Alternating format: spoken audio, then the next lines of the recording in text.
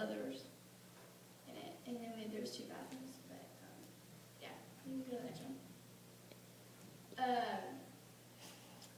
We did, while we were there, we were in 2 separate teams, a team of 5 and another team of 5. And for the first 3 days, my team was at this church. This is a church. And we did like a VBS type thing. We'd sing songs in Creole, or as good as we could. And then we had like Bible stories, and we had 2 translators. So like we were talking, they would translate for us, and so that part was like they understood what we were saying. You know, we had activities like we made these little bracelets one day. They're like, go on. That's just another picture of the inside with the kids in it. The other one was before we started for the day, and that's all the kids that was at the church. And not all the kids at this one had special needs. It was just kind of getting to show the community around there, like, you're loved, and there were a bunch of kids that came that had special needs, so like getting to show the community there that like there's not anything wrong with them, and they are loved, and was really cool because people would just come as they were walking by and stop and just like watch and listen to what we were doing. You can go to the next one. This little boy is so sweet. I don't know his name because we only had 2 translators, and whenever we weren't doing our group stuff, it was hard to communicate with them because at the church, nobody spoke English other than us and our 2 translators. But this day, I was having the worst day ever. I'm gonna cry. Okay, so my dog died that day. I know that's so silly, but so I was really upset, and then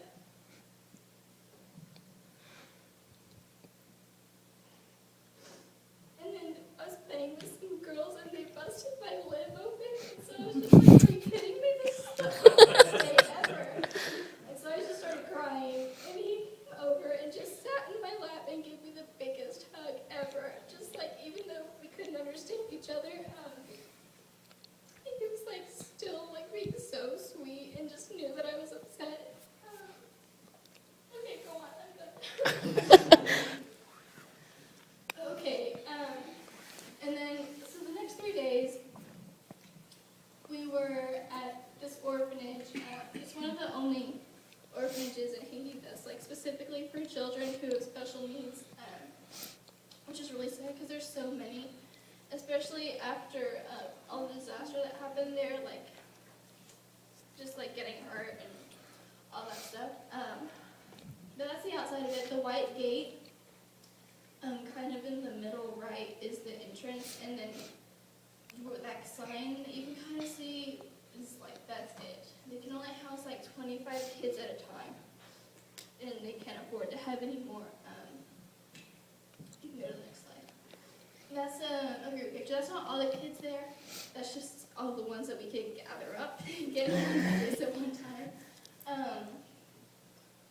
And some of the girls I was working with. You can go to the next one. This is Samuel. He is the youngest kid in the orphanage. He was the saddest little baby I have ever seen.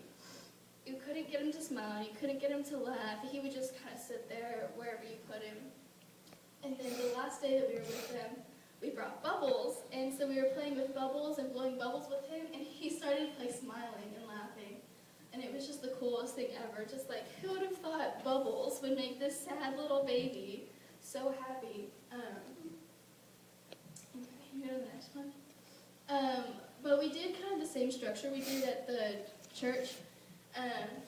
We tried to do more of a VBS thing, but we were there more than we were at the church. So, like we did the music and the Bible story stuff. But then we just got to hang out and play too. But in this picture, we're doing academic stuff with the older kids. And they're all so smart. Like, I'll tell you about Martine in a minute, but she is the smartest little girl ever. And the little boy in the red in the back is Steve. Whenever, like, the other group was at the orphanage before we went there, and then we kind of switched. But they're like watch out for this kid, Steve. Like, he's a klepto. Like, he likes scissors, and he likes to cut things, and, like, you need to be careful. And I was like, what? Okay. And so we get there, and he did. He liked scissors, and he liked to cut things. But we figured out that, like, I mean, everybody has their, like, gift. They have their thing. And Steve loved to help people. Like, he liked to cut things, but if you, like, gave him some paper, was like, Steve, will you help me cut this paper? He would cut it into strips for you, and, like, he would be set on that until he ran out of paper. And he was just so sweet. He was hard to, like, communicate with because he has more severe cognitive issues, but he was so awesome. He passed away since I left Haiti.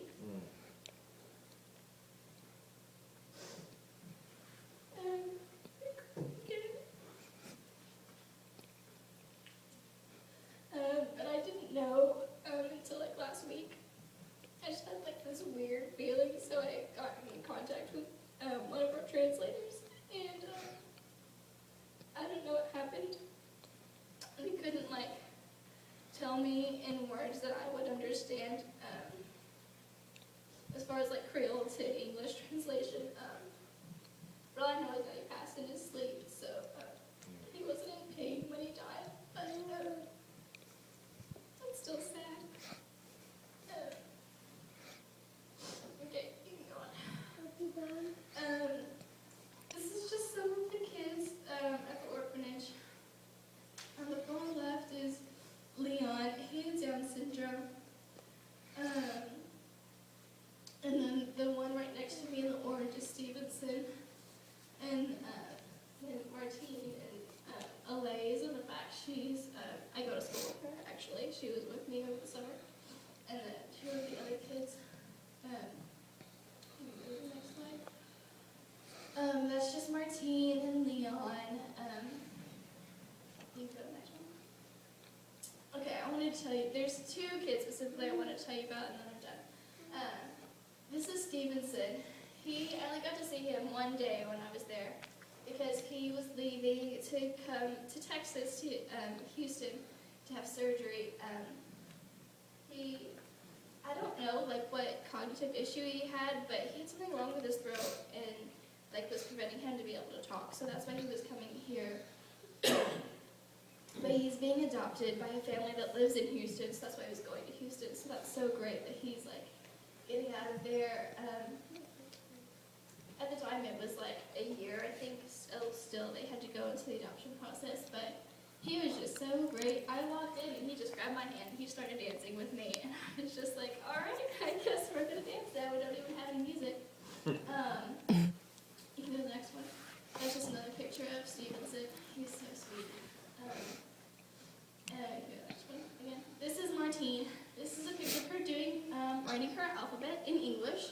She knows the English alphabet. Like, what? She's so smart, and she can count to like 70-something, and she can add and subtract, and like she is just awesome. You can go to the next slide. Martine is a double amputee. One of her legs, she was born with like a clubbed foot, and her left hand is clubbed too. But her other leg, she had a tumor on, and instead of just taking out the tumor, they just cut off her leg. But she uses prosthetic legs, and you wouldn't even realize it if she had long pants on, because she could outrun every single one of us. Like, we would have to be like, Martine, we need to sit down and color for a minute because I'm tired. She was just so, like, warm-spirited and happy all the time, even though she was living in an orphanage in Haiti and had, like, absolutely nothing. She was just so happy all the time. Like, such an inspiration to all of us. To, like, not take life for granted, because we could have it so much worse than we do. It's so sad. The last day that we were there, we were saying bye. And, like, I want to go back to Haiti so bad. Like, I'm going to go back one day. So I was giving her a big hug, and I was just like, I'll see you soon. And she, like, said something to me in Creole, and I was just like, I don't know what that means. So I called one of the translators over, and I was like, what is she saying? she's asking you if she's going to see you tomorrow. I was just like, no, not tomorrow. But she's getting adopted by the same family Stevenson is. So hopefully within the next year, they'll be in Houston and out of Haiti. And so that's really great. That's it. That's just my Instagram post after I found out Steve died. But yeah, it was such a huge blessing to get to go, and I really hope one day I'll get to go back. That's it. Thanks.